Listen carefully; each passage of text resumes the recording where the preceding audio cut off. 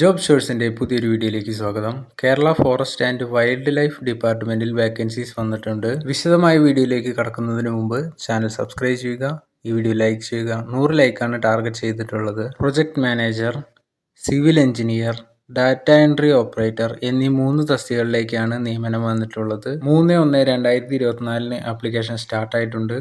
17/1/2024 last date ആയിട്ട് പറയുന്നത്. Application fees ഒന്നുമില്ല.